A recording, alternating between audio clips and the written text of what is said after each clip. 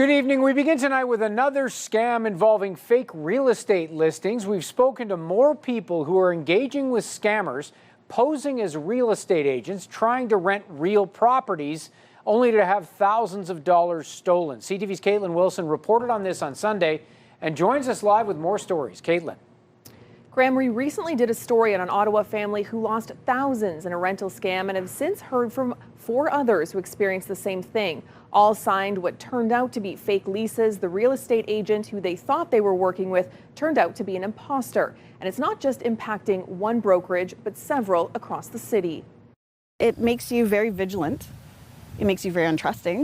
Jenna has been staying with a friend for the past few months. She's out thousands of dollars after the rental home she was supposed to move into back in March turned out to be a scam. Everything had been set up, movers, etc., for this move, so it was a lot of tears and anger.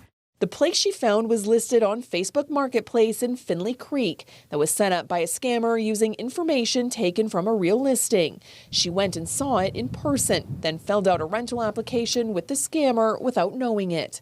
She sent the money to a person who was not legitimately renting the property, and it's gone. They seem to be a middleman. The scammer pretends to be the prospect renter to the agent, and the scammer pretends to be the agent to the prospect renter. And we've heard from several others with similar stories. They all saw properties for rent in person, thinking they were dealing with the real listing agent.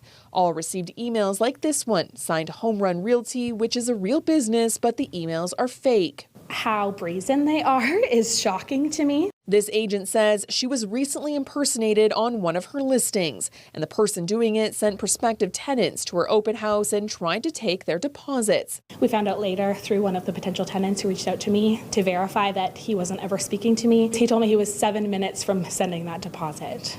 Many of the properties originally listed on Realtor.ca are showing up on Facebook profiles like this BSV Liberty that has since been deleted. And they aren't just collecting money, but personal details like SIN numbers and financial information from fake lease agreements. We're terribly sorry this is happening. It's certainly not our fault, but we're going to do everything we can to inform our realtors, our agents, and in turn other brokerages that this is happening, and we need to be collaborative in doing our best to protect the public. As for Jenna, she's a single mother who has lost $7,200 after sending 3 months' rent. And I'm out the money. I haven't been able to retrieve it. The bank says I probably will never get it back.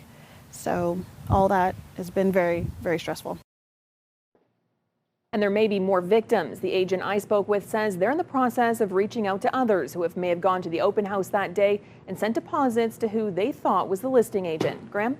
So, Katelyn, if people are leaving established real estate websites and brokerages and moving to Facebook Marketplace, for instance, which is not unusual, how can they protect themselves from this kind of thing before they send money?